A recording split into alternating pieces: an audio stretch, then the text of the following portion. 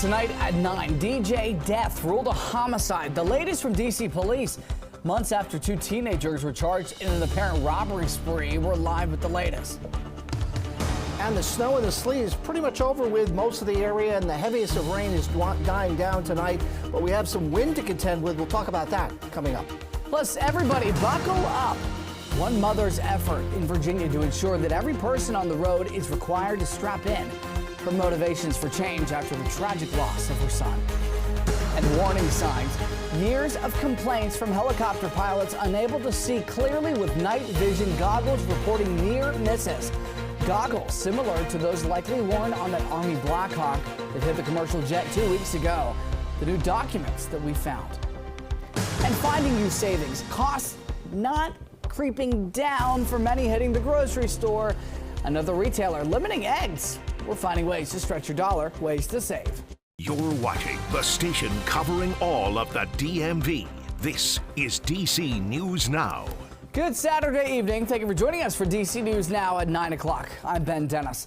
Want to get right to your forecast on this DMV first warned day that's going to continue into tomorrow. For your Sunday, meteorologist Scott Sumner standing by. Let's waste no time. We've got some wind warnings coming up. We do, and we also have the potential from flooding as well, Ben, as we go into tomorrow, because we have a line of storms and heavy rain to potentially move through during the course of the late morning and early afternoon period. Right now, all that's in place in the Flood Watch Department is out towards Garrett County, Western Allegheny County, also Western Grant County here.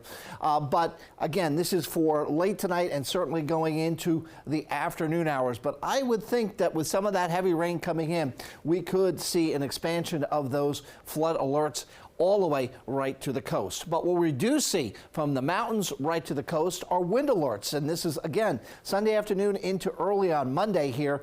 We see now this high wind watch, which I talked about at 6 o'clock, has all been upgraded to a high wind warning, meaning that they're expecting, the Weather Service expecting winds to at least gust to 58 miles an hour or greater at times for tomorrow. And we still also have the the wind advisory a little bit further down towards the Culpeper, Orange, and Fredericksburg area. But it's going to be very, very blustery. And that's going to be the weather headlines for tomorrow, even more so than I think the rain will be the wind.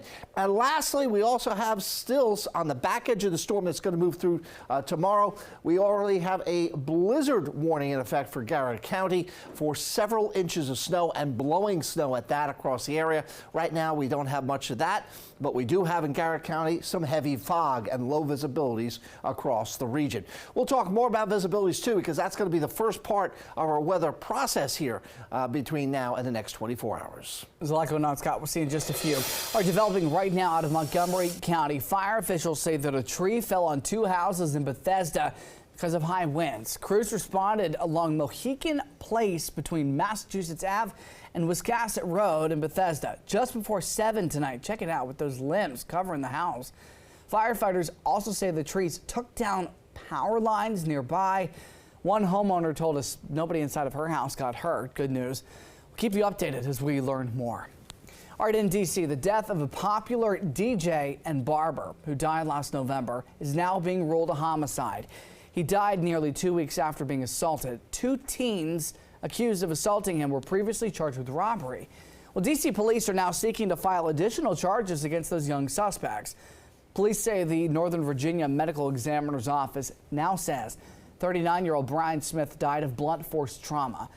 His assault was reportedly part of a string of crimes allegedly committed by 16-year-old boy and 14-year-old boy last October. Security video here apparently captured the boys as they committed other crimes. They were arrested November the 14th for robbery and assault with intent to commit robbery. At the time, the arrests, no doubt, shocked the neighborhood where they happened. I think it has to go with home, parental. I think parents need to be more involved in the children's life. You know, they have access to too many weapons. Detectives are working with the Office of the D.C. Attorney General about additional charges.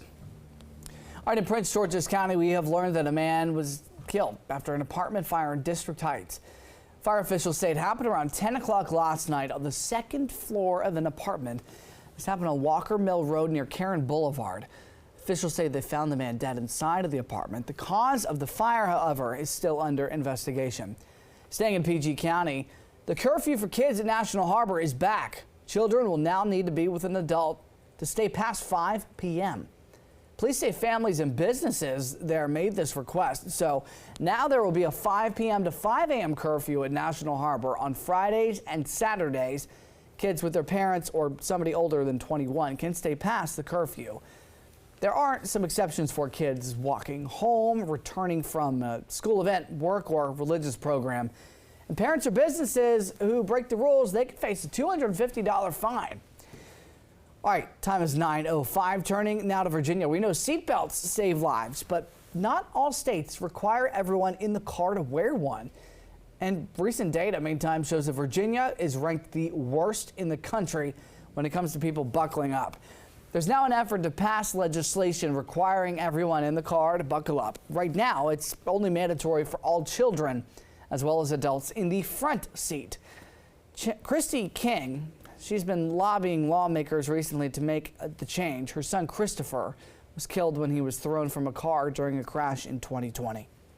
July 4th, the early hours, when the worst thing you could ever have happen to you as a parent. You get that knock on the door, there's the policeman there, the chaplain, and we just knew something was wrong, and they told us about Christopher being killed in a car crash, and of course we were devastated, in shock.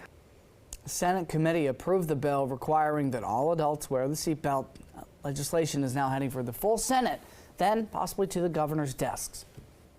All right, critical updates in the mid-air collision over the Potomac River 2 weeks ago. 67 people perished on that American Airlines jet and the Army helicopter. Well, we just learned yesterday the NTSB says that several communications failures may have led to the two aircraft colliding. And the crew on that helicopter likely wore night vision goggles. That's something that pilots have long said hindered their vision while flying at night. With that in mind, we're taking a deeper look and uncovered years of complaints.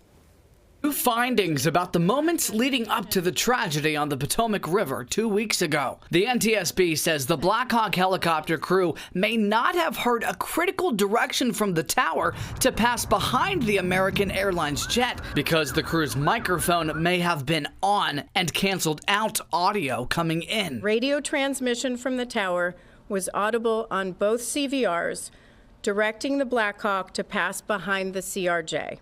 Pass behind the may not have been received by the Black Hawk crew. Also new, the first acknowledgement the Army crew likely wore night vision goggles, part of routine training. Had they been removed, the crew was required to have a discussion about going unaided. There is no evidence on the cockpit voice recorder or CVR of such a discussion. Problems seeing with night vision goggles have been documented for years. These two complaints filed with federal aviation officials at unknown airports allege near collisions involving these goggles during training exercises and while on the same type of Black Hawk helicopter.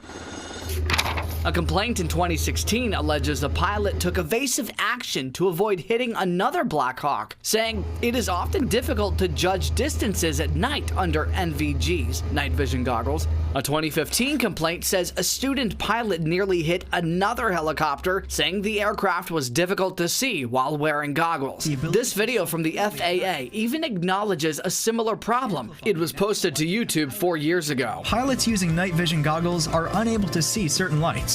The inability to see lights that would be visible with the naked eye, but are invisible when using goggles, has created a safety issue for helicopter pilots. And at Reagan National specifically, pilots who've flown in the area described issues with night vision goggles. It might not be the direct cause, but it certainly could be a potentially contributing factor. You just can't see them even with goggles on. Goggles actually make it worse down there. It's so bright. So a lot of times we would flip our goggles up going through that area. Up next in the investigation, the feds acknowledged the helicopter surveillance interface with the tower was not working at the time. They say they're trying to figure out why. Plus, they will do a visibility study into what may have been seen from the cockpits of both flights, including what may or may not have been visible with those night vision goggles. All right, parking at Reagan National could soon cause a new headache. Starting Monday, 850 parking spaces will be removed from the economy lot. The only way to guarantee a parking space at the lowest price is to reserve in advance through the airport's website. Officials say they need to close off a portion of the lot to make room for construction.